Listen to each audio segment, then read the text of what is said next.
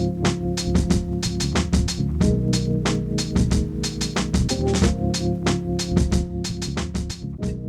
right, let's get this going. Welcome everybody to Blerdlines. This is your man Cam. With me, as always, is the Last Action Negro, Cam 2, as well as Josh, who is hating on that jersey that Cam is wearing.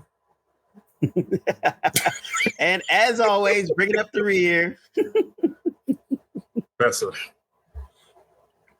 And what's going on? Wait, before we get started. I'm totally messing with you. I'm totally messing with you. I'm totally messing with you. If you was wearing a Chelsea jersey, I'd have more to say. Fair. Just for everybody out there, football season has begun again. And our man Cam is wearing his Broncos jersey, like of a very long fan. So just so you have a little bit of context. But yes, that's football season has now begun. And next 18 weeks is going to be heartbreak and champions. Mm-hmm. Indeed. As a Giants fan, I have nothing to add. Yeah, I feel bad for you. But aside from sports, we're back talking about a little grab bag of a bunch of things. One of the things that kind of popped up and we're having conversation about was the film Weapons, and we're going to do a full-on review of it later. But that also sparked a conversation about original IP and how this year a lot of the movies that are original have been performing well. Better than a lot of these big blockbusters that spend $100-200 million a year. And it got so much that notoriety that, our man's over in Disney is like, hey, maybe to win back Gen Z and man, we should start doing more like original stuff as opposed to just all these franchises and fucking old IPs that we already have, the Disneys, the Marvels, and the Star Wars and that kind of thing. So, but it got us thinking as well, what other IP movies this year have come out that have been really good that are actually original ideas and not tied to an existing IP. I shouldn't say original idea because there's nothing new under the sun, but fresh takes on different things that people are out there. So besides Weapons, what else have you guys seen out there that kind of fits that bill?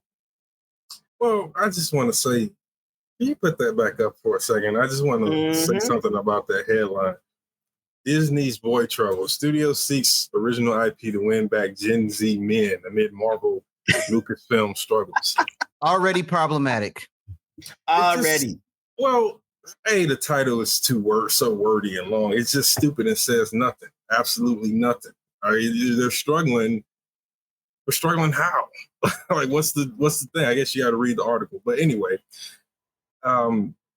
Weapons, much like Sinners and a few others, really are showing that there's an appetite for stuff that's not necessarily tied to a franchise or to Marvel or DC. I think DC is kind of reinvigorated with some of the stuff that they're doing, the interest in superhero films, but a lot of that is fallen by the wayside in favor of stuff that you're getting a new experience entirely, right? So you see Apple was investing in a lot of original stuff, both in their TV and in their film studio. You see now Warner Brothers Studio, the newly christened Warner Brothers Studio, the I guess butterfly from the dead carcass of Warner Brothers Discovery, is now saying that they're going to invest only in 2 DC films next year and 6 original films, 6 more so than their franchise stuff and the comic book stuff. So I think this year has been a good step forward for cinema in general.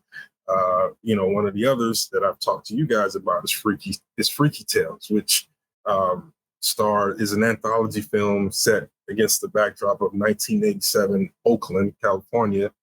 And it looks like a shot on film. I have to double check. I'm pretty sure it is, but nowadays you never know. There's lots of filters and ways to trick it out in post-production. But it looks it gives you this sense of stepping outside of space and time and literally back to 1987. Some aspects of it, I think, visually evoke that feeling. You don't feel like this is something made today that's set in the past, which is sometimes what a lot of these period pieces feel like. Before you go any further, D'Angelo, I'm going to say it wasn't shot on film. It was shot filmed digitally using the Arri Alexa mini cameras with the RE RAW format. Again, as I said, I didn't want to say that it was because I know that there are cameras that do that. They're digital cameras that do that. Will add grain and exactly all sorts of other stuff to it. And I knew it was whatever, a little whatever too doesn't much. do that. Whatever doesn't do that in the camera, they can do in post. Right, and I knew it was too much because there were cigarette burns like all over the place, and I said to myself, "There's no way that many reels are switched out for a 2 hour film." Knowing that because I was a projectionist at one point in my life, some point, but all to say, Freaky Tales, and then there was another one, Death of a Unicorn, which I absolutely love. Paul Rudd, Jenna Ortega, a very unique horror film that also uses comedy, but it uses a real myth to debunk a belief about, the legends of, unicorns. A lot of Disney era and more modern 21st century has unicorns as, rainbow coming out their butt and lollipops and gumdrops. But in a lot of medieval art and before, unicorns were vicious and very vicious and sadistic, and they didn't have love for humans in terms of that way that goes. So they brought that back to this in the storytelling, and it worked really well. So a lot of original stuff this year, and a lot of it really worked. Even when it didn't make money, it was very critically successful. Yeah, and I was going to say the most successful original film officially now is Ryan Coogler's Sinners. Mm-hmm. I think it's closer to 300 million now, but it's the highest grossing original film I think in the last 10 years, or something crazy like that, which is original. But again, from something that's not tied to it is original. Kind of it's original. I mean, I wouldn't put the air quotes on it because of it features familiar iconography, but the story itself is something that he wrote, and it's just nothing. There's nothing else. I mean, there's other things like it, but it's an original story with new characters and a new backdrop and all that stuff. That makes it original. Yeah. And so, but I think that's good because now, like you said, just much with Warner Brothers, they're kind of shifting to that too, right? Like they'll do those 2 DC movies, smart, and then they'll do a bunch of original stuff and see what happens. And honestly, they're at a point now where they're just trying to find a new IP to start to expand. Like recently on Netflix, K-pop Demon Hunters dropped, and that's like a worldwide phenomenon on social media, on music, on all that stuff. So can someone explain that to me? Like, honestly, I give you two. The quick version is it's the Sony Animation Studio team that did Spider-Verse, Miles and stuff. So that's one. Oh, 2, okay. you have K-pop, which is in terms of the zeitgeist of what's going on right now, especially for Gen Z and Gen Alpha. Like K-pop is very, very, very important and very big for that group right there. And then you have a dope ass animation studio, the K-pop music phenomenon that all the kids like. Put those 2 things together, boom, and it mixes a lot of Korean mythology as well. It has a lot of good themes for women, young women, and that kind of thing. So it is a solid film and kind of animation, but it just hit all the right things at the right time. You were trying to figure out why this was such a big deal, D'Angelo? Yeah, I don't understand this. But then again, I'm not a part of the generation. He's not a pop culture. He's not a big pop culture guy. So no, I'm adverse to pop culture. The surface level answer for this pulses me. K-pop is huge. just K-pop in general. And I guess it was a rhetorical question. I'm not that out of touch with it. Yeah, I was like, you heard of K-pop? I've heard of it. I think I it is D'Angelo's revulsion to most things that are popular, anti-intellectual. That's my. But also, if everybody likes it, D'Angelo probably more often than not. Well, that's also a good point. So that it's hard to judge either way. But to keep it simple, K-pop obviously is a huge deal in the real world music. The people who voice the characters, their songs have been like going up on the charts. So that has that audience right there. Then you've coupled it with the animation department, which was a big deal. And it was a surprisingly good hit.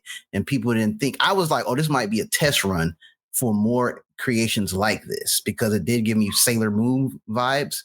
But you had a boy band in there that was singing. You had real life singers, and their music is top the charts. They eat that stuff up. Yeah, but the K-pop, go ahead. The K-pop thing is a huge deal. So they were going to get an audience no matter what. Like if I didn't watch it, they were going to have a K-pop audience tune in, and that audience is already huge in itself. Yeah, exactly. And also too, like it's interesting because the woman that put it together, her husband actually put together, I think it was Kipo, which is another animated series on Netflix, which is also really, really good. And so them two combined are just killing it at this point. But in general, it's worth noting that Sony did not really think much of this when they did it. So the deal that they originally put it together to release themselves, and they were like, it's probably not. Animation is kind of on a slight downslope for film releases. So they decided to license it to to Netflix. And I think they sold it to Netflix, not licensed it. And so I think they bought it for like 20 million or something like that.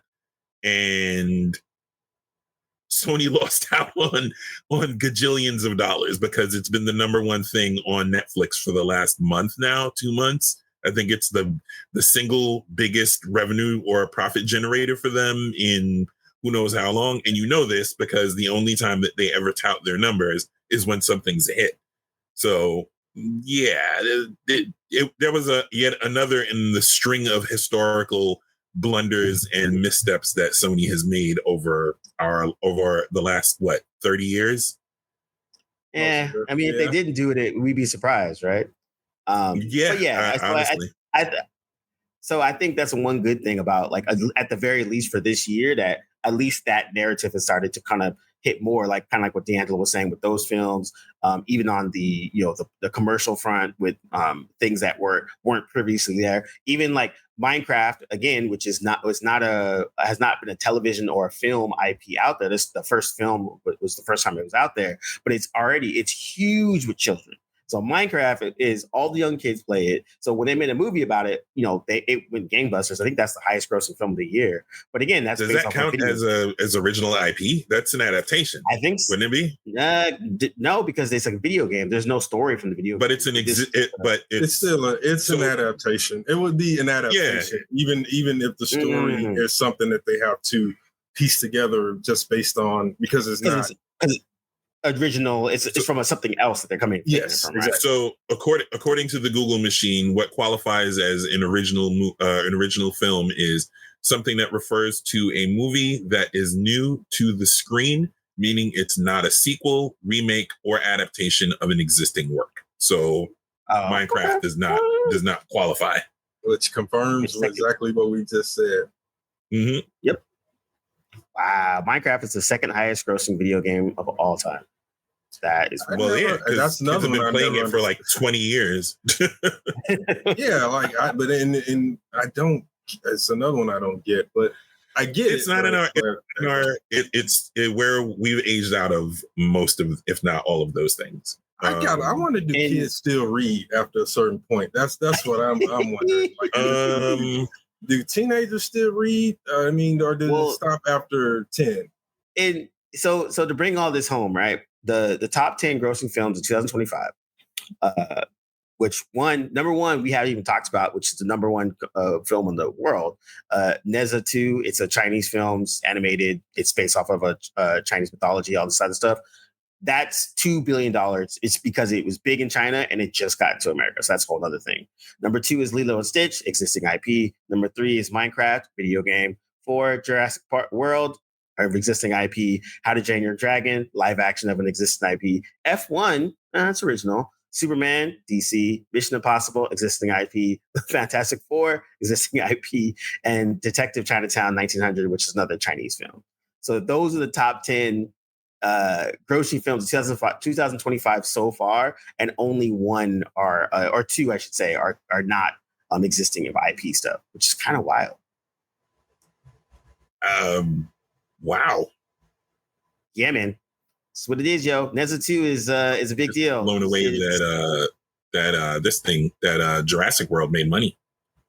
Oh, yeah. I mean, people like dinosaurs. I mean, there's a trend. There's a trend that we're seeing here, right? Is that these sort of mindless goofball movies are actually making money because they are stupid and they don't have any kind of, unique plotting or clever execution. Look at that list. Out of all of that, probably the number one is the only mostly original thing on there. I don't. F1 is original, but not because it's telling the story of that whatever the racing and F1 is a good that stuff. And the F1 film is a good film, but it's good. It's a good film, but it's also propaganda for the sport of F1. And it's bankrolled by the racing commission that runs F1. So there was a lot invested in making it cool and interesting. And to be fair, from what I understand, a lot of people, mission accomplished, because a lot of people who saw the movie because it's a Brad Pitt film or because they like the brother from what was the Cam? What was the name of the Snowfall? Idris? Yeah. Snowfall. Yeah. Yep. Snowfall. Yep. Thank you. So between those two people, I think that a lot of eyes were on it just because people like those actors. And from a technical perspective, as a technical nerd and technical professional in media, I got to tell you, some of the stuff that they were doing in terms of how the film was shot for something that wasn't shot in IMAX was pretty good. So, there was a lot of investment in terms of the appearance of the film, both in terms of the sexy actor factor and the technical aspect, and how it was written. It was, it was a paint by numbers, but a good paint by numbers film. So I can see out of all 10 of those films, the number one is something original, and the number 10 is something original. And you know what those have in common? They are not American films. Everything else is produced by an American studio, and every single one of them is a franchise, a sequel, or some big billion-dollar promo, which is what F1 was. So and then hold on. To drill down on that, what do you think that foreign film companies are doing differently, D'Angelo, that American film companies are not? That lands 2 spots in that top 10 category. They're doing what they always do. They're taking chances, and fortune favors the bold, which is what they're doing. They're taking stories that are probably unique to wherever they're coming from, whatever region or country they're coming from, and they tell those stories in America, and it has a broader appeal. And I also think right now the world is just sour on America. So in addition to the fact that half of Hollywood is unoriginal, look at these titles. There is nothing original about most of this stuff except Sinners, except everything else is a sequel or a remake. You got Naked Gun starring Liam Neeson, a remake of a comedy film that was just, let's just face it was okay, it was good, but nobody needed more of the Naked Gun. And then everything else is just totally unoriginal. Karate Kid, Legends, what is Final it? Destination, Mickey Bloodline. 17 was original, but it made no money. Yeah. You know, so and by all accounts, it was a good film. So there's And two. All you see is twos and colons and all it because it's stuff that's come on, man. That's the American. This is what America is. It's rehashed. This is the list of America. This stuff. Yes. So this is the American film industry. Sorry, Cam. Yeah. No. So this is the top 30 or whatever of right. I'm looking at the bottom American half of the list, and they're almost all sequels. Yeah. Ballerina. Yeah. Oh, wait, hold on. Go ahead. A Working Man. Jason Statham. I said almost. I was well, yeah. That almost feels like a sequel to The Mechanic and every other Working Man, every other job related film that he's all done. Of his films, yeah, like this, like a sequel or the retirement plan for all of his characters is now in A Working Man. Yeah, Snow White, Dogman is an original. You know, it's I'm gonna say this. It's good. All this list shows me is that people don't watch enough movies. There are good movies out there. It's just that this list is condensed to American movies. People have to go outside the spectrum of watching good movies. Agreed. Well, we were talking about 100%. We were talking about we're talking about stuff at box office. Yeah, right. No, I'm just saying. I'm just in general. Overall, this list just tells me we don't watch enough of a variety of different movies because and you're absolutely right. The average American palette for films is very narrow, very limited, very narrow. And I mean, you joke with me every time I mention, this is some of the best fight sequences I've seen in a movie, and you're like, in America, and I'm like, in America. I'm not talking about the other. Like, I don't even include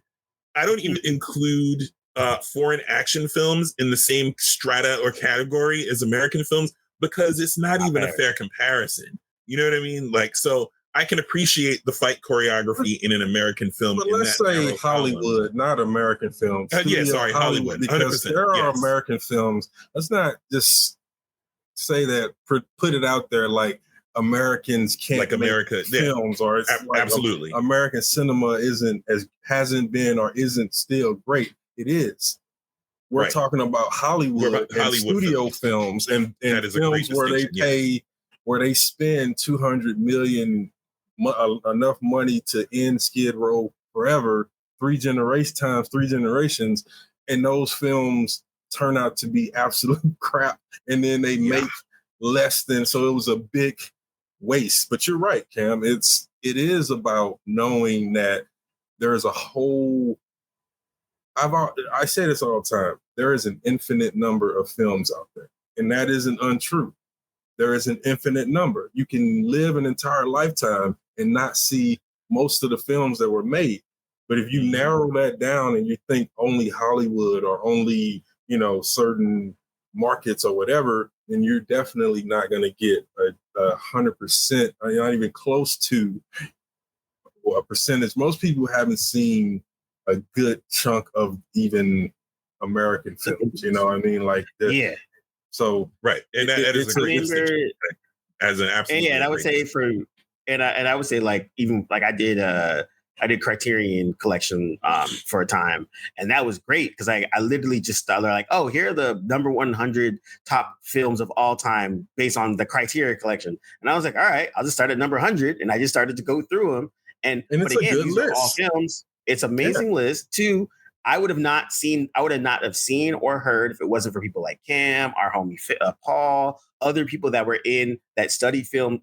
D'Angelo, you're another one that actually studied film, and they would like, oh, you should go watch this, you should go watch that, and then that opened up a whole nother world for me. So I think, unfortunately, looking at that list, this list has like, this is the top 30 grossing films in America, and only a third are original. The rest of them are, like you said, are a 2, a colon, if that, a dash, a spin. Even a movie like Weapons takes on the Hollywood formula. There's going to be a protagonist that we want to like, or they give us a reason to like them. And then, so even the original ones are still formulaic in that way. And that's another thing, that a lot of foreign marketed films have an edge over Hollywood, and to an extent, the psychology of American cinema, which is American cinema tends to take on the classic Hollywood and the new Hollywood, Steven Spielberg, George Lucas mentality, which is it has to be easily palatable, and it has to have at the end, a hope or a happy ending. The hero must win. The hero must win. That was their thing, and because they were the most successful and made the most money, everybody started to adapt that. But other new Hollywood directors like Martin Scorsese, protagonist gets shot in the head in the end. In some movies. Terrence Malick, the same thing. His films, what those films do is they enhance the form of cinema, as opposed to just trying to make money, which is why I only hold Star Wars and certain Spielberg films to a certain level. But beyond that, I can name several films in the same category doing the same thing that are 100 times better, because they are more true to the cinematic form than just commercial aspect of it. Yeah, and it's interesting because now I look at how I grew up in the 80s, or Josh in the more late 70s, and even in the 90s, where you saw a lot of these different and like the most ridiculous, especially the 80s. The 80s, like USA Up All Night alone was just all B to C movie schlock. But like the fact that they got greenlit, the fact that they got made, like they just, any idea was this no holds bars in the 80s. It did not matter. Yeah. How many Dinner in the movie in the 90s? Dude, how many Leprechaun movies have there been? More than there should have ever been. So more than there should ever been. Look at how many there are. There's like 13 of those things. Yo, Toxic The exact Avenger, number, I Tales from the believe, Crypt. is seven. Seven Leprechaun films. Some whatever it was. Yeah, it was damn near double digits. But, it's the Toxic Avenger was amazing. You shut your mouth. But yeah, but the point, the point is no less valid. There was a time when Hollywood, to make the distinction, yes, that Hollywood, took chances. I don't know when, and who was to say that, using the Leprechaun example, who was to say that would spawn 6 sequels? Nobody could have predicted that. They probably were just like, this is going to be a loss leader. We'll put it, we'll do it, but we'll write it down. Let's put some context into that, because it spawned 7 sequels, but 6 of them were straight to video, and only the first one actually got a theatrical release, and I think the second one may have got a limited release in the third. I think so. But by the third or fourth, those were going like straight to video, on demand, pay-per-view, and they were just they were either panned by the critics or had no critic rating or all. But I get what you're saying. I think a better example would probably be something like, Halloween or Child's Play, Nightmare, or Child's Play, or Friday the 13th, where Friday the 13th, right? Yeah, you don't need. There's 13 Jason films, and Jason can only murder so many counselors, and in Michael Myers can kill. Well, at the same location apparently. So like Jason 10 in space.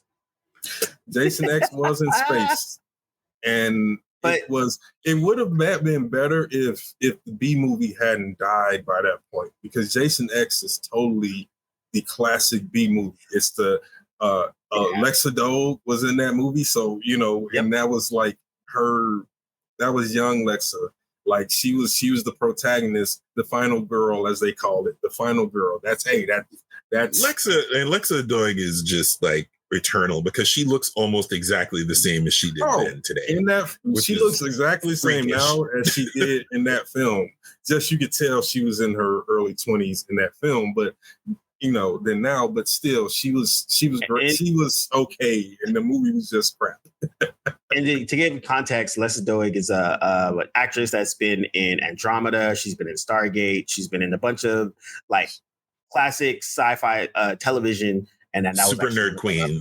Yeah, she's a nerd queen. She's like she's a less prolific Filipina version of Katie Sackhoff in terms of she shows up in a lot of stuff. She was in Chucky season 1.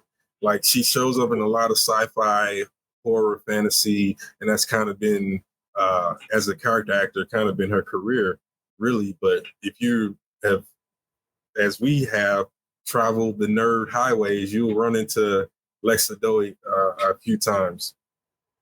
And so, like, again, going back to what Cam was saying earlier, it's just like, yeah, people aren't watching. I mean, it's crazy because right now you probably have the most access to film and television in your entire life, in the history of the world. Like, probably too. Literally, everything is at your fingertips. You can watch anything. Mm-hmm. And back to Cam's credit, yeah, people aren't watching film. They're watching whatever the slop that gets kind of fed to them. There's not that much discovery. There's not that much sharing in that aspect of it. I mean, I think some people are starting to. That's what people are starting to like. Podcasts like ours, other podcasts starting to bring in these like niches of like, hey, if you like this popular thing that everyone likes, you should check out these other 5 things that are probably better and probably worth the time. So I think those are those types of things that we can start to, even on our end, in terms of like, how can we help people watch better stuff? And we can start to do that a little bit as ourselves. Because again, we watching a bunch of stuff too.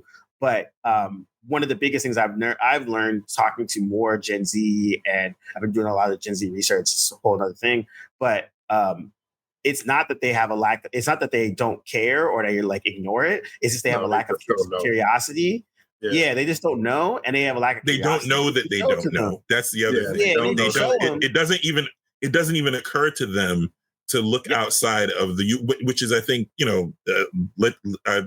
I hesitate to want to sound like, like we're the old guys, but I think we come from a mold of searching things out, whether it was music, once for people like us, once we sought out, the top tier commercial hip hop of the world, immediately the thought came to us, well, what else is out there? And so underground hip hop from, if you live on the East Coast, hip hop from the West Coast, and just the popular NWAs of the world, but there's this whole other far sides of the world, and the breeze ever flow into the world that people don't know about unless you really dig and peel back a couple of layers of the onion with the thing that you're into.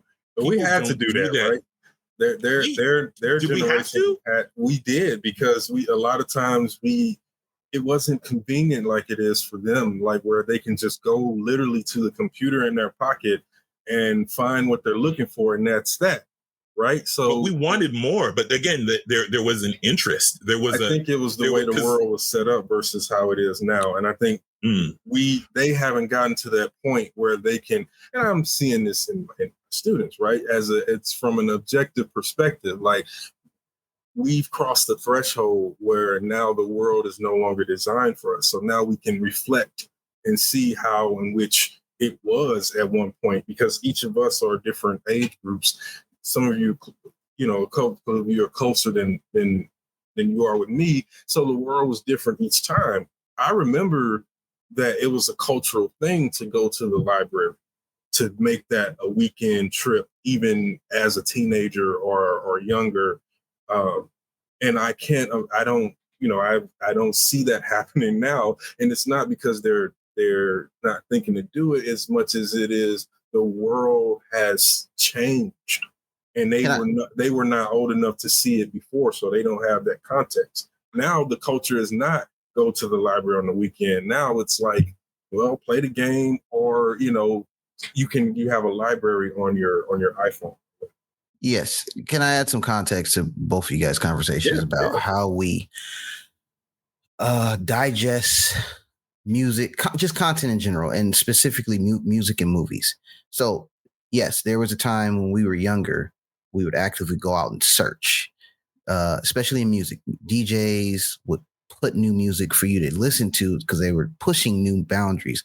The whole music game is a different beast when it comes to radio stations and how they put forth new music, but DJs were there to break new music for you. You listen to it and you'd be like, yo, I got to go hear this. Let me go to the swap meet or the record store, word of mouth. We had shows like the Wake Up Show in our era when we would listen, and there's still shows like that still break new ground, but they're very niche and very specific. Where back in the day you would hear it all the time. Now, I don't go out looking for music. However, I do have platforms from trusted sources that I've vetted myself, where when they say, "Oh, this new music is out," because they're not putting you with the same old, I'll check that out, and that'll be my new way of getting new stuff. Same thing with movies. I have friends who avid movie watchers. Their palette is they have a plethora of movies they watch. They don't watch the typical stuff, the American or Hollywood cinema. They go out. So I get a lot of my recommendations from them because I trust them and I'm friends with them and I know I've broken bread with them. And so for me, that is my way of getting exposed to other types of film outside of the normal stuff that in Hollywood structure that we've been getting fed to us. So it's the game has changed. The landscape has changed and how we integrate new stuff. And again, I've been fortunate to have outlets to show me that there's other movies out there. And what we try to do, this is a little segue for our Discord, is to put forth new information of movies that we're watching instead of the same old Marvel or whatever, semicolon, part 2, part 3, part 2, whatever. And we'll try to get that information out there, but you have to you got to know somebody if you're not actively engaging in those, because again, we get it differently. Like you're right, D'Angelo. A lot of people I go to the library for different purposes now. I've been reincorporating the library because I have a young one and I go to the library for a whole different reason. But however, I still go to bookstores. Yeah. It's just my whole thing is I'll buy an ebook if it's like the last resort, if I really want to read something, but I still like buying a paper or hardback, going into like I said, it's like going into the music store, getting that vinyl. It's something about that, man. I like that. It's convenient to get the download, but I'm still holding on to that way of getting a book. I just don't go to the physical book. So my media. So I don't go to the library from like what I used to. I go for different reasons, but I still go to the library. And and sometimes when I go to the library, and I'm getting off topic here, but it's just like, oh yeah, I didn't know they had this. And so it's reigniting a spark in me to revisit the library for different reasons now. But it's cool though. So and now you can share that with your daughter, which is an even more special thing because she's in going to be in a generation where that's not at the forefront, right? Yes. Let's go to the library and let's find a book and feel, or exactly, or even to like Barnes and Noble, which has a Starbucks or a cafe inside, and they allow you to grab books and go and have coffee and read them, and then decide if you want to purchase them. Nolan was, and before we get to the next topic, Nolan was saying this about physical media, and that he's talking about Christopher Nolan, the director. Christopher Nolan, sorry, yes, Christopher Nolan, the film director, was saying that he was trying to encourage people, not just for his films, obviously he wants them for his film, but just in general to go out and buy physical media again, because there's nothing like it. And Josh and I had this conversation when he encouraged me to watch Kingdom of Heaven from 2004, 2005. And I did, but I watched it streaming. Josh was raving and ranting about the audio, so I knew I was in for a treat. And I have a 5.1 surround sound home theater, but I was not as impressed as I knew I was supposed to be because the audio was compressed on that streaming in the streaming. Now, obviously, the general, consumer doesn't mind. But for a person like me, after my audio technician friend just told me, like, you're in for a treat. And I'm sitting there and I'm like, I know he's not lying. I know he knows what he's talking about. So there has to be something wrong with the streaming. And it is. And so it is. Agreed. That's kind of the same thing I'm thinking about with libraries and original films and all of it. It's like we have moved away from that as a culture, which is why, and it's reflected in those aspects of pop culture, the intellect, like or the lack thereof. Exactly. So, and cynically and also too, yeah. And then also too, I mean, it's the same, just like Cam was saying with music, it's the same with, and it goes back to the convenience, right? So people, especially, and I won't even just say just the kids, I'll say everyone at this point, right? Like more and more people are consuming the books through Kindle, right? It's convenient. It's decadence. Download it. It's super easy.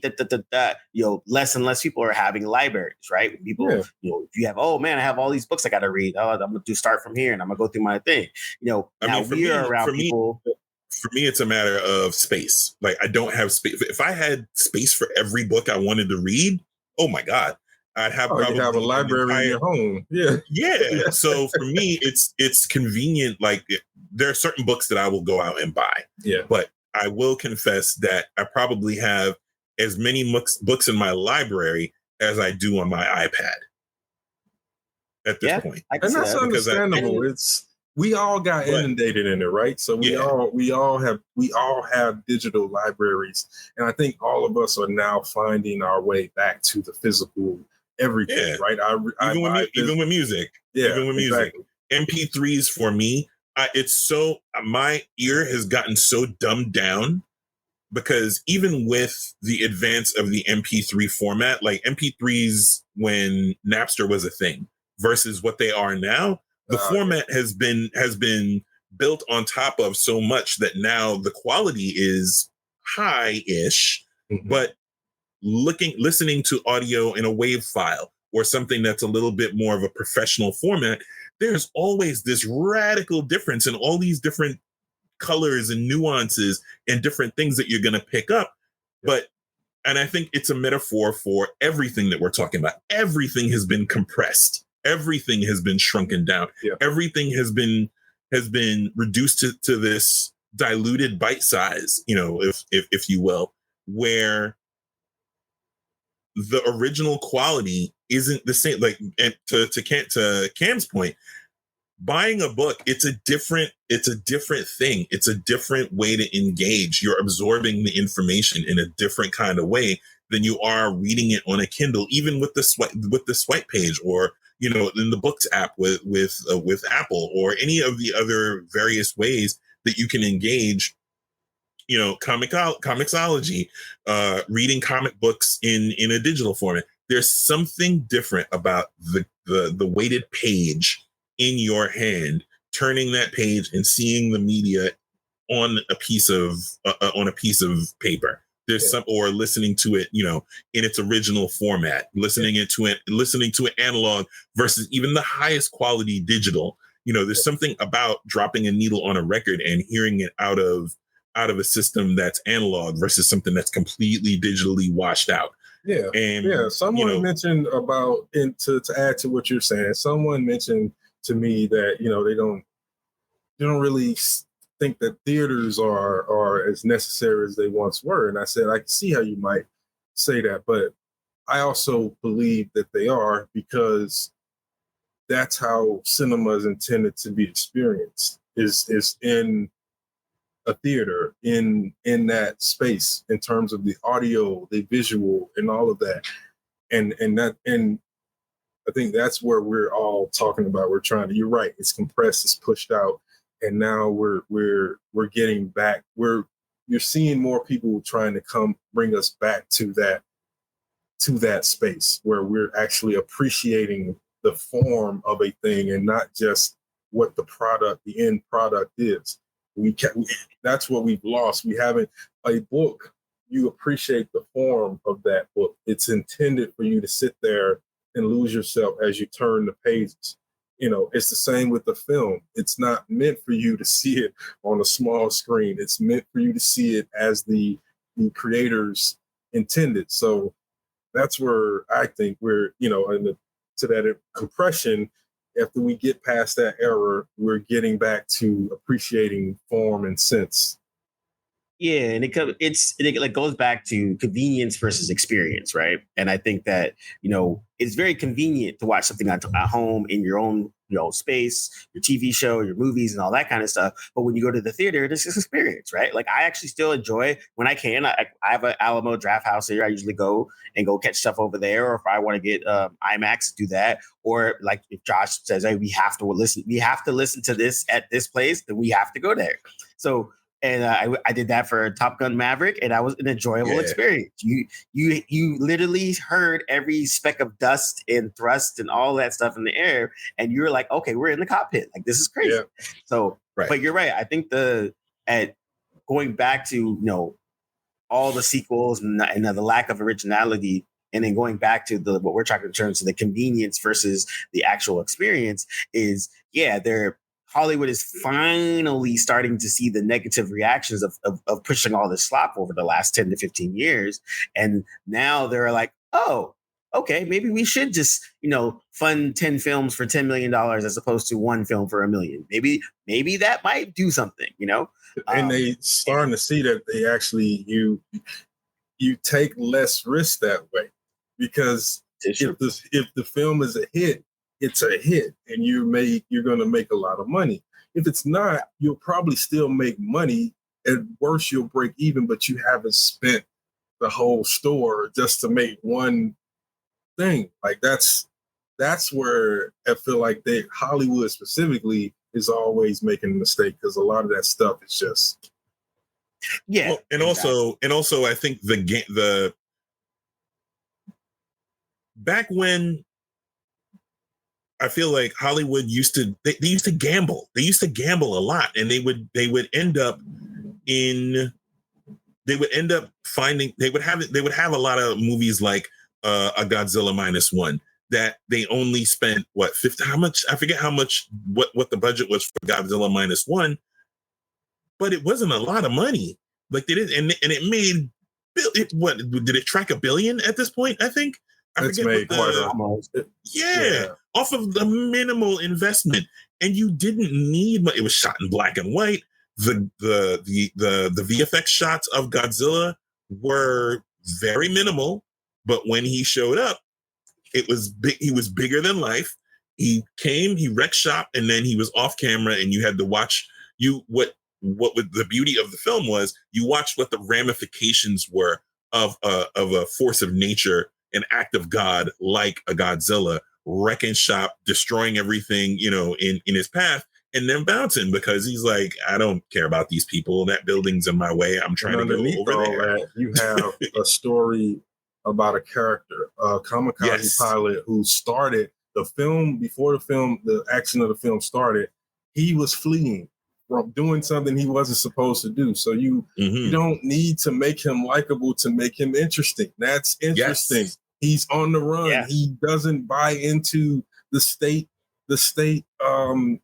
mantra of we're going to sacrifice you to defeat America. He's like, no. And he ends up on that island, and then something extraordinary happens. A dinosaur appears and starts killing them. And to give it, so it was budget was around 10 to 15 mil, and it made 116 mil altogether. This is what I'm saying. Now that's 100 times. 10 times, yeah, 10 times, 10 times what you spend. And Hollywood can't seem to figure that out, and they have all the money in the world. And they made a Godzilla film that was released around the same time. What did King Kong versus Godzilla make? Yep, I was just about to put that up. So I put that up. So this is 2004, which is even worse than this year. Like I think out of these, I think there's like I think there's 4 original things. I think everything else is all whatever. But Godzilla, I think that made Godzilla and Kong or whatever, it made about 196 mil. But I don't think it was, I think it was probably made for 200 mil, something like that. Yeah, I think you're right. It was made for about 200 mil, and then it made about half. Yes, broke even or something like that. Yeah, so it was made for 150. It made 572, which essentially with ads and all that kind of shit broke even. But I'll never forget and what I think it was Simon Pegg, I think. He said he was reviewing Godzilla -1, and he says, he's like, now that is a Godzilla film, not Rockin' Sock'em fucking robot Godzilla. And what's noteworthy about this top 10 is all of them are not original IPs. Not one of them. Woo. Actually, top 20, to be honest. Top 20. Yeah, I'm looking at the next 10, and it's the top 20. I think actually out of the 30, Ends With Us is probably the only. Yeah. Ends With Us, Wild Robot, Red One, If, and Long Legs, and Civil War. So that's like 5 or 6 out of 32. Yikes. Civil War was good, and it's another Civil example. War was excellent. Great cast, great writing. Hit a little too close to home, which makes it kind of scary. And in a way that you can see the difference. So Civil War is what an actual contemplative storyteller filmmaker does versus The Purge. You get what I'm saying? Like The Purge is I'm not knocking The Purge. I enjoy those movies. They're good movie fun. But what I'm saying is Civil War actually tries to have the conversation about what America looks like under those circumstances versus they tried to create discourse around it. Exactly. Right. Thank you. Exactly that. Try to create discourse around that idea in a way that made it resonate, as opposed to something as fantastical as the idea that many human beings would sanction a day of murder and rape and all that stuff. I don't buy that as much as I'm a misanthrope. I don't buy that that's in any near future. Yeah. And it did a good job of, like you said, kind of A, holding up that mirror, B, showing an expansive world that was super interesting. Because that was the thing that when I was watching it, I was like, oh, I want to know more about the small side stories. Like the main story was interesting enough to follow along, but every time they encountered someone different and they get these little vignettes, like I almost would have wanted it to be an anthology of like, here's a story. It almost felt that way, right? Yeah, exactly. And those are the things that were the most interesting thing to me. So the world building in that was really, really cool. The film changes like the film changes like 10 times before you get to the end, and in the best possible way. And it's something that D'Angelo constantly always says. There's a difference between pushing the plot through the characters and pushing the characters through the plot. You get radically different results when you tell one story versus the other. And the one that's character driven, the one that drives the characters and drives their choices based on the things that are happening around them in the world that you create, makes all the difference in the world when you're telling a story. And that's why that movie was as good as it was and as well received as it was. Yeah. And then going back to those experiences, because then it adds to that dialogue, right? Now you're talking about it. Oh, we just saw this thing. What did you think about it? You want to have those conversations where it's relatable. You watch, it grounds it into your humanity. And like you might watch, say like I watched Happy Gilmore 2, and it was funny and there was a bunch of cameos, but after I watch it, that's pretty much it. I'm like, oh, that cameo was cool. Oh, it was fun. That was entertaining. But I'm not having a dialogue about it. To your point, you watched Happy Gilmore 2. We talk about everything that we watch. I just found out that you watched. I'm just finding out right now as we're recording this that you watched Happy Gilmore 2. Had no idea why. Exactly the point that you just made. There's no need for conversation around that. There's nothing that, and it's not because it's silly or not because Happy Gilmore, the original, is a comedy classic. But there's nothing about Happy Gilmore 2 or 28 Days Later or any of the other films that are in any of the lists that we've ran off, the movies that we've all rattled off that we've seen on our own, that we were just like, hey, there's no need for conversation around those things. When Cam watches something that is an international film that he knows nobody else has seen, he does not gatekeep and he does not shut up about it. He will let you know it's a conversation piece, and it's a conversation piece even if he's the only one who saw it. it's still a conversation piece, and it's usually built around, yo, you need to watch this, and here's why you need to watch it. This happened, this happened, this happened, and this happened. There's this new thing that they did. I've never seen a fight sequence like this. I've never seen a film format like this. I've never seen cinematography like this. There's something about it that's original, or takes an idea that's already been thrown out there and, you know, shapes it in a different order in the filmmaking Rubik's Cube that makes it interesting. And I can't tell you, in the years that I've known this dude, how many times I've been like, yo, have you seen blah, blah, blah, blah, blah? Nope. He goes into instant salesman mode, and suddenly he falls down the rabbit hole, falls down the well of telling you about the film without spoiling it for you. D'Angelo, same way. Cam, same way. We all do this for each other. Like, there's a conversation around these films that a Happy Gilmore 2 simply will not generate. Yeah. And I think now, you know, to bring this all back home is, as we're starting to see a little bit more investment into original ideas, and there's also a Hollywood scramble for quote unquote new IPs right now in terms of scripts and stuff like that. That's been kind of been talked about as well. It will be interesting to see how this all shapes out for this next following year of new things that pop up that we haven't seen before. I mean, you know, you're always going to have the indie scene. The indie scene's always going on. I saw a pretty low budget B movie. What was it? It was Trouble Man with Michael J. White and Method Man. Which is no. It is a remake.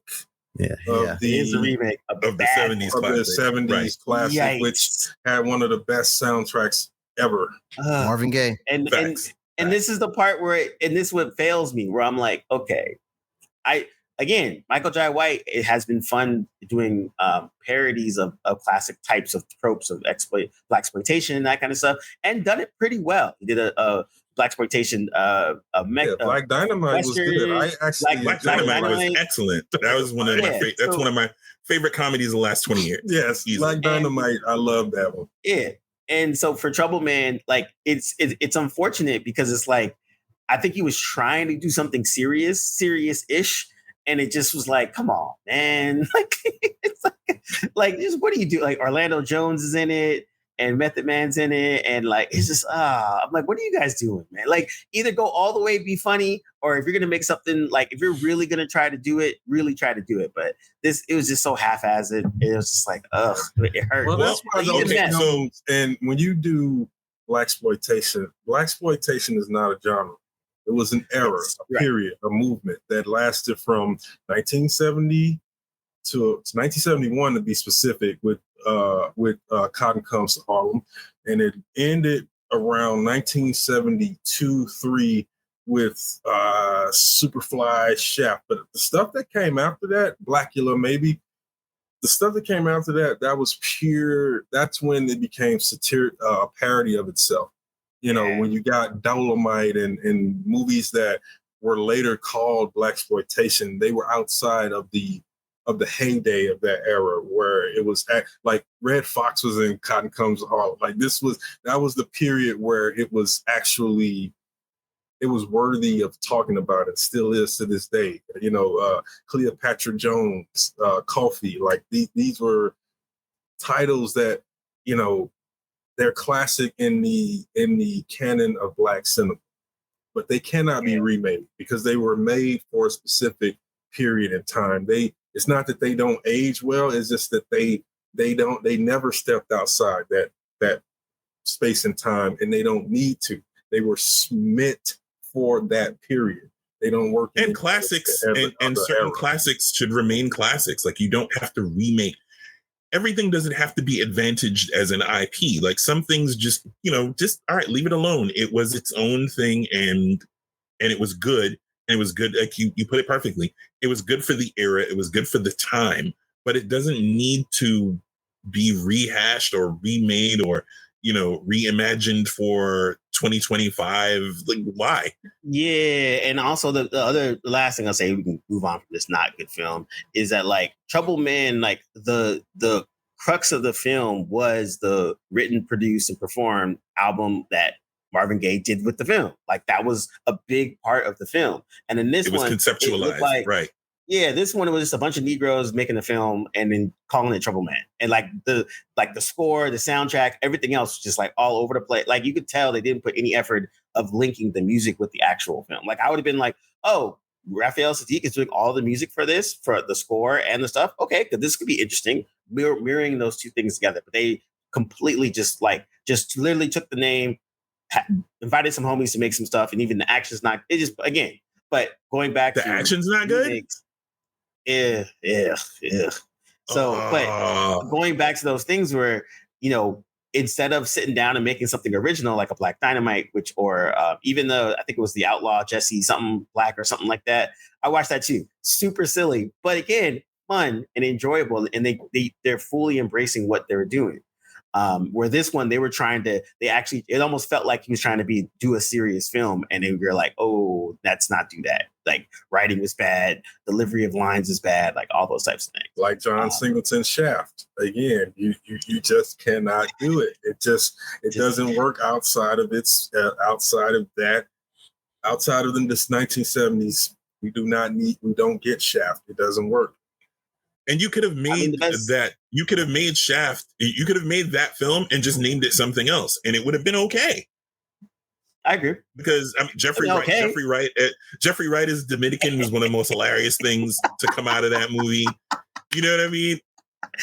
But Christian Bale was the villain, a racist villain. Yeah, yes. you had some things that made that movie work in a certain type of way, but Shaft. Just remove the container of being a Shaft film and let Sam Jackson do what he does. Just create a whole new badass detective character that's incomplete for whatever reason. Leather in the summer of New York and all black. Yeah, go ahead, let him and just call him something else. He don't need to be Shaft. What was funniest about that was when they tried to bring it back to the original and have Richard Roundtree in it as John Shaft, which I thought was hilarious, and it just fell apart. But anyway, you can go on down a rabbit. Well, yeah, and like the last thing I'll say is it had my favorite line: "It's my duty to please that booty."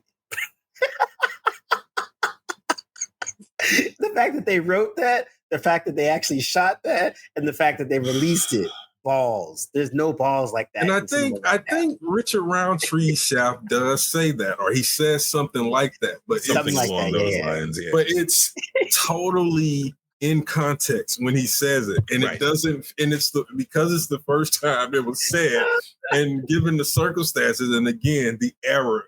The movement, what was going on, it made sense. It was in context. You didn't laugh at it the way you laughed when you heard Sam Jackson say that line. Who had never been sexualized in any way before that point in his movie. Like most of the time, he's very muted in terms of his sexual relationships in films. Him and Will Smith was all but basically celibate in most of his film. He was castrated in most of his film. And to your point, in the context of 1970, whenever that was made, saying something like that was some cold shit. That was the pinnacle of cool things to say, because people would do things like that in Black lexicon everywhere in America. People would say things that were rhymey, that kind of thing. If you wanted to like make a point or, put your stamp on a point or emphasize a point, that was something that people did. Now, like doing that, you just kind of like, it's 2000, whenever that movie was. That was the year 2000. It was 2000. Yeah. It was released in either 2000 or 2001. Yes, because my daughter was 1 year. Yes, my daughter was one. And they actually filmed some of that on the block I used to live on New York Avenue. They definitely filmed a lot of it in Brooklyn. Yep. In Brooklyn. Yeah. So, it just, you have to take it, like you say, you have to take these things in context and not just make them, well, he said it in the first one, so 50 years later, we can make a film and he can say it in that one. It's not necessary. Only Dolomite's lines have aged like that. And you can still say them and they're funny and you laughing because it's Dolomite, because it's a Dolomite line. Give the people one. What's your favorite? My favorite though, I can't because not I maybe on the Discord I'll talk about my favorite Dolomite lines. One of I won't do those. it here. True. Yeah. Copy that. I tried to bait you and you didn't fall for it. All right, cool. No. Yeah. Wisdom. I'm the professor. Wisdom. Man. Come on. Go check out our Discord, please. Hell yeah. So you check us in there. All right. So to wrap this specifically, I'll throw it back to everybody. What is one thing you would want people to go look up or go be curious about or go see about that they might not normally? They'll be like a little bit off the beaten path in terms of like a film, or maybe even a TV show, if that's the case. That people wouldn't. That's not like heavily marketed or anything like that. It's something that you would want you would encourage. No. It could be anything. Okay. We'll make it open for everybody. Just makes it easier. But just something that's new to them, I should say. Not necessarily new, but something new to them. I'll start. All right, go ahead, D. I would recommend to everyone a film called Nothing But a Man. It stars Ivan Dixon and Abby Lincoln. It's, I believe, a movie. I believe it's the 60s, but I will confirm that. And Ivan Dixon is, a lot of people would recognize him from when he's older. He was in what's the name of the movie? Oh, Car Wash. But he's been in quite a few things. But this film, Nothing But a Man, which was directed. It was released in 1964. It was a true independent drama, and it was directed by a filmmaker named Michael Reamer, who and he co-wrote the film with Robert Young, and they were both two Jewish men. And it tells the story of Duff Anderson, who's an African-American railroad worker in the early 1960s, who tries to maintain his dignity and stuff in Alabama. But it deals with oppression and discrimination. But Anderson must also come to terms with his troubled relationship with his own father, a drunk who, abandoned him. But it's one of those important films. In 1993, it was added to the United States National Film Registry and labeled as culturally, historically, and aesthetically significant. It's one of my favorite films. Criterion has a version of it that's available on Blu-ray and 4K. I own that copy, talking about physical copy and owning it. But I recommend it. Nothing But a Man. Michael Reamer, starring Ivan Dixon and Abby Lincoln. 1964 release. Nice. Cam? I'll recommend an old movie. It's called The Dutchman. It was directed by hold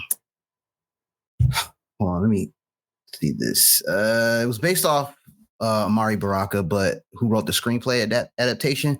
But it was directed by Anthony Harvey, who I think I remember he directed The Glass Menagerie for TV. These are other familiar work that if you go to Google, you'll probably familiarize yourself with. But it has Al Freeman, who's an underrated actor, but he was most notably known as the Honorable Elijah Muhammad in the Spike Lee film Malcolm X. Go check that out. Really worth it. You can actually find it on YouTube. Like, it's on Al there. Freeman is probably one of the most underrated Black character actors, legendary Black character actors. A lot of people know him, like Cam said, from Malcolm X. That was probably the most prolific film. But by that time, he was an older man. He had done a lot of work. Yeah. Before that, so he's worth looking up. Just checking out his filmography in general. Yeah. So go check out The Dutchman. Yeah, I'll go. I was gonna say it's a classic. It's a Dog Day Afternoon with Al Pacino, 1972. That's Sidney Lumet, right? Sidney Lumet. Sidney, yep, directed by Sidney Lumet, and it's a super it's a crime drama, they call it, but it's one of those ones where I'm not even going to tell people what it is. You got to watch it so you can kind of see the motivations. But it's basically about a robbery that goes awry. And it's Al Pacino not being Al Pacino, which is actually kind of the coolest thing. It's when he's still coming up as an actor. So he hasn't had his iconic roles yet or anything like that. So he's still acting. And so he's not like almost the character of Al Pacino. He's not what they call star, he doesn't have the star persona yet. Exactly. He's not doing the outsized stuff that he's known for now. This is around the same time as the first Godfather, right?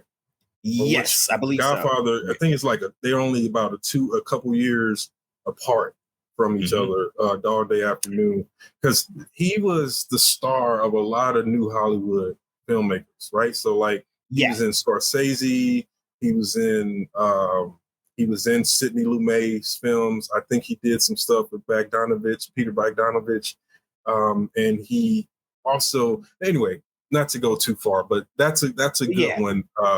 As well. And it was a good one, and it's one because it's like it's a mid-70s crime drama. It's based on a real life event, but also just one of those things where when you watch it, you're watching it and you're thinking it's one way, and then when the reveal of what the motivations are, you're almost like, oh, and it's 1975, so you're kind of like, it's a jarring thing that if they.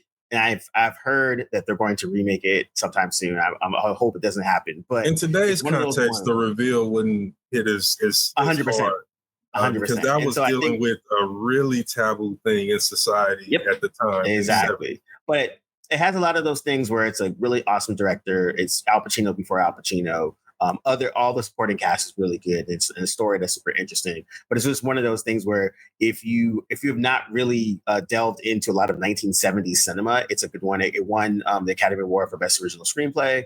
And so that's just one of those things where like the 70s as a genre of movie making is another just interesting thing. I love the 70s and the 60s, 70s and 80s. To me, that was like one of the best periods for cinema. Can I add something else?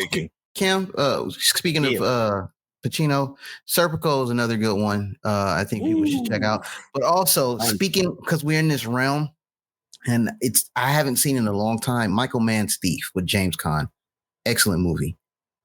I'll end on that. Very good one. That's almost forgot about that. You're right. Josh, you can end this off. I'm going to go in the opposite direction and go with a foreign film that came out, I want to say 3 years ago, called Sisu. It's a foreign film, Finnish, and it's set in 1944 in the Lapland War between Finland and Nazi Germany. And basically, it's less historical, less a historical film, and more a stylized, gory action film. I won't go into too much detail, but it basically follows this one guy who, it's sort of it's a revenge film set in that era. And it is wild action. They don't make films like this anymore. And the fact that it's a Finnish film, sort of bigging up a lot of the war heroes from that era during the Lapland War, names that you probably have never heard, makes it, for me at least, being a low-level history buff, it made it interesting. It was written and directed by Jamin Hollander, and produced by, I forget who, and it stars Jorma Tomila. There we go. And I think one of the Skarsgårds is in it. I forget. But it's a wild movie. It's set in an era where you don't really expect that kind of movie to take place. But it's a very good movie if you're into just mindless action with a little historical context to it. I think it's a really fun romp. It's not, you're not going to get a magical history lesson out of it, so you're not going into it for that. But you're definitely watching it in the vein of the 70s, 80s, revenge film where a guy is just going through this swath of different, of different henchmen and different adversaries to try to achieve XYZ goal or to, and to avenge certain things. I don't want to go into too much detail, but it's ridiculous fun.